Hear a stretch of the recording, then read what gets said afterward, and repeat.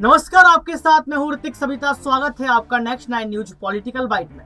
UP के रामपुर में BJP प्रत्याशी आकाश सक्सेना के समर्थन में एक जनसभा को संबोधित करने पहुंचे उप मुख्यमंत्री केशव प्रसाद मौर्य ने रामपुर के विकास के मुद्दों को उठाया। उन्होंने रामपुर में रोजगार और उद्योग देने की बात कही। वहीं सपा नेता आजम खान पर भी तीखे हमले किए और जमकर बरसे। जनता को संबोधित करते हुए बीजेपी प्रत्याशी आकाश सक्सेना के लिए वोट की अपील भी की। मीडिया से मुखातिब होते हुए उप मुख्यमंत्री केशव प्रसाद मौर्य ने कहा कि विधानसभा और लोकसभा के जो 3 उपचुनाव हो रहे हैं, मैनपुरी से मैं आ रहा हूं, खतौली से होकर पहले आ चुका हूं और आज उन्होंने कहा कि आज रामपुर विधानसभा में आया हूं। तीनों उपचुनाव में कमल का फूल खिलने जा रहा है। देखिए, यहाँ पर अपना घमंड पेश कर दिया। एक बार भी ये बात नहीं की कि यहाँ की जनता हमारे लिए प्यार दिखाएगी, यहाँ की जनता हमें वोट करेगी और हो सकेगा कि यहाँ पर कमल जीतेगा आपके आश्वासन के, आपके आशीर्वाद से। लेकिन नहीं कहा, क्या दावा कर दिया कि उपचुनाव में कमल का फूल खिलने जा रहा है और भारतीय जनता पार्टी की जीत होने जा रही है, ये दावा कर दिया। मौर्य ने कहा कि अहंकार, गुंडागर्दी, जातिवाद और तुष्टीकरण की हार होगी और भारतीय जनता पार्टी का सुशासन, विकास, सुरक्षा, गरीब कल्याण की योजनाओं और सबका साथ सबका विकास की जीत होगी।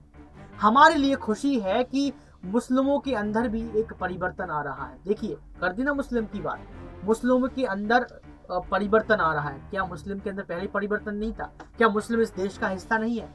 क्या मुस्लिम देश को पसंद नहीं करते हैं? मतलब किस परिवर्तन की बात कर रहे हैं, मुझे तो समझ में नहीं है। अगर आपको समझ में आ रहा तो कमेंट बॉक्स में जरूर बताएं। वे भारतीय जनता पार्टी को वोट देना शुरू किए। वो कह रहे हैं कि पहले मुस्लिम भारतीय जनता पार्टी को वोट नहीं करते थे, लेकिन अब भारतीय जनता पार्टी को मुस्लिम लोग भी वोट देना शुरू किए हैं। इसलिए मैं कहता हूं कि मुस्लिमों का भी समाजवादी पार्टी से मोह भंग हो गया है और भारतीय जनता पार्टी की रीतियों पर विश्वास करके भारतीय जनता पार्टी का समर्थन कर रहे हैं। उप मुख्यमंत्री केशव प्रसाद मौर्य ने आजम खान पर टिप्पणी करते हुए कहा कि 2 दिन से मैं देख रहा हूं कि मोहम्मद आजम खान घड़ियालू आंसू बहा रहे हैं, लेकिन उनके घड़ियालू आंसू का मुझे लगता है कि रामपुर की जनता पर कोई असर पड़ने वाला नहीं है, क्योंकि वे जब सत्ता में थे इतना शोषण, उत्पीड़न, लोगों को सताने, जमीनों को कब्जाने का काम किया है, जिससे आम जनता में आक्रोश और इसलिए भारतीय जनता पार्टी के प्रति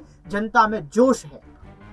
आजम खान के लिए आक्रोश है, भारतीय जनता पार्टी के लिए रामपुर की जनता के पास जोश है। ऐसा मैं नहीं कह रहा हूँ, डायरेक्ट तौर पर यहाँ पर केशव प्रसाद मौर्य कह रहे हैं।